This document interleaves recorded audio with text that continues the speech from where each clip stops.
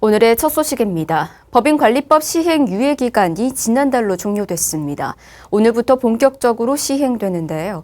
총무원은 선악원을 비롯한 미등록 법인의 도제 등 규모 파악에 들어갈 예정입니다. 기존 입장에 변화가 없는 선악원은 9월에 3위 3인이 수개살림을 봉행할 예정입니다. 보도에 하경목 기자입니다. 조계종이 법인관리 및 지원에 관한 법률을 제정하고도 본격적인 시행을 하지 못한 채 세 차례 시행을 연기했습니다. 법인 등록에 강하게 반발한 선악원의 법인 등록을 유도하고 대화와 협상을 위해서였습니다. 조계종은 지난 3월 범종단 차원의 선악원 정상화 추진위원회까지 구성했지만 지금까지 한 차례도 대화의 자리를 마련하지 못한 채 유예 기간이 종료되면서 본격적인 법 시행에 들어가게 됐습니다. 끊임없이 대화의 노력을 했는데도 불구하고 선악원에서는 한 번도 이에 대한 부분을 사전 들어주지 않았습니다.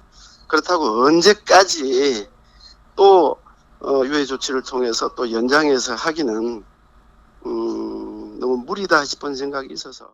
법인관리법 유예 조치가 종료되면서 선악원 임원과 관리인, 관리인의 도제에 대한 선거권과 피선거권, 성녀복지에 관한 혜택, 중앙종무기관과 산하기관 종무직, 선언과 각종 교육기관의 입방과 교육, 포교기관 교직과 임직원 취임, 정명서 발급과 종단 명칭 사용에 대한 제한을 받게 됩니다.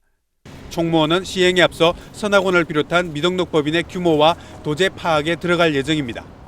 또 도제들에 대한 권리 제한에 있어 도제의 범위를 직계상자로 할지 손상자까지 포함할지 등 기준 마련과 법인별 차등 적용도 별도로 논의해 법인관리법 개정을 추진할 계획입니다. 장학법이나 이제 그 영농법인 같은 건 종단에 건장해야 될 법인들이잖아요.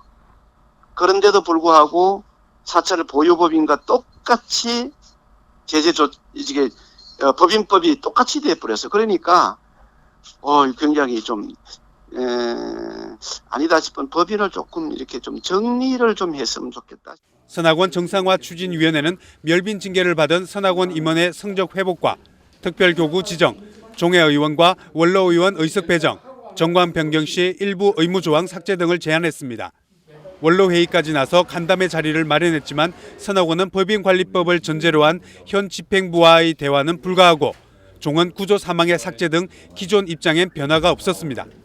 선악원이 탈종을 기도한 것이 아니라 멸빈 징계를 받는 등 종단으로부터 출종을 당한 것이라고 항변합니다.